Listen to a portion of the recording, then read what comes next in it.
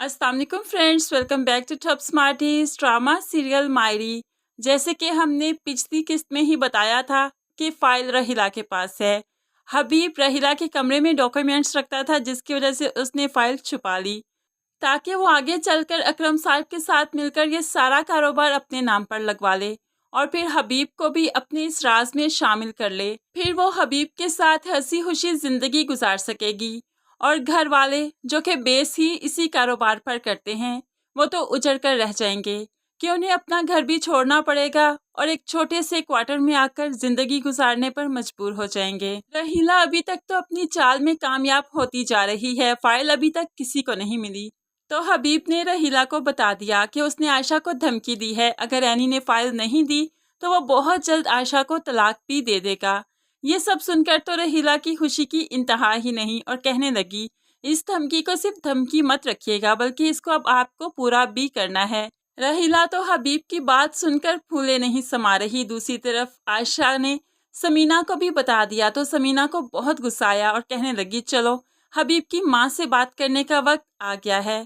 अब वो हबीब की माँ से यानी सास से बात करने जा ही रही थी कि रास्ते में रहीला ने उन्हें रोक लिया और हमदर्दी जताने लगी।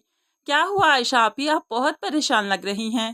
तो आयशा उस पर भड़कने लगी, मेरा शोहर तो तुमने छीन ही लिया, मेरे बच्चों का बाप छीन लिया, तो अब क्या चाहती हो, जो टूटा फूटा रिश्ता रह गया उसको भी छीन लेना चाहती हो। मैं ऐसा हरगिज नहीं होने दूंगी। रहीला उसकी बात पर परेशान होने के बजाय खुश होती है क्योंकि वो जानती है कि अब इसको तलाक मिल ही जाएगी। समीना ने आकर गुस्से से सब कुछ अपनी सास को भी बता दिया। सास को भी बहुत गुस्सा आया। हबीब क्या चाहता है, तलाक देगा क्या आप तुम्हें? क्या हमारे मर्दों ने कभी ऐसा किया है, कारोबार के लिए औरतों को तलाक दी जाए? तो आयशा भी गुस्से से बोल उठी कि वो ताकत के जोर पर ये सब कुछ कर रहे हैं। उन्हें लगता है कि वो जहीर की जगह पर आ गए और फैसले अपनी ही मर्जी से करेंगे। ऐसा तो नहीं होगा, अब इनके सामने किसी को तो खड़ा होना ही पड़ेगा।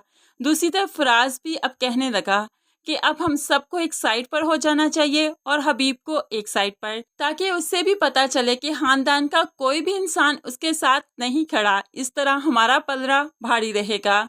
तो यहाँ पर फराज क्या जाने कि हबीब के पलड़े में जो नागिन है वो तो सब पर ही भारी है। वो गाहे बगाहे अब हबीब को उकसाती रहेगी, भड़काती रहेगी, क्योंकि फाइल तो मिलनी नहीं। तब गुस्से में आकर हबीब आयशा को तलाक भी दे देगा। अब 2 जवान बेटियां हैं और अब तो दामाद भी है। ऐसे में आयशा ये सदमा भला कैसे बर्दाश्त करेगी? हमें ऐसा लगता है बहुत जल्द आयशा की डेथ हो जाएगी और वो इस दुनिया से चल बसेगी। एनी का वाहिद सहारा उसकी माँ, फायजा का वाहिद सहारा उसकी माँ अब इस दुनिया से चल बसेंगी। अब घर वालों पर एक के बाद दूसरी क़यामत टूटेगी, क्योंकि मामला यहीं पर ख़त्म नहीं हुआ। आयशा की मौत के बाद रहीला ने सारा कारोबार अपने नाम लगवा लिया और ये सारा खानदान तो सिर्फ उसी कारोबार पर ही बेस करता था।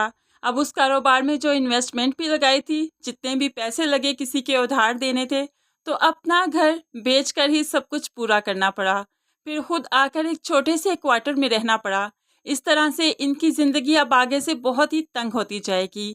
एनी के पास जो माँ का सहारा था कि वो पढ़ा करती थी तो माँ घर के काम कर दिया करती थी, अब वो सहारा भी नहीं रहा। पढ़ाई भी साथ साथ चलेगी और घर के काम भी, जिसमें एनी को आगे चलकर बहुत सी मुश्किलात का सामना करना पड़ेगा, क्योंकि एनी इसी दौरान मैच्योर भी हो जाएगी और प्रेग्नेंट भी।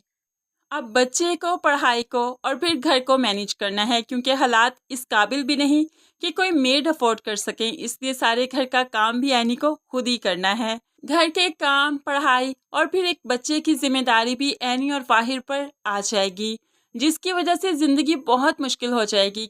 और ये सब कुछ सिर्फ एनी के अपने बाप की वजह से हुआ, जो कि ब्राय नाम ही बाप था, जिसने वक्त पड़ने पर मुंह ही मोड़ लिया।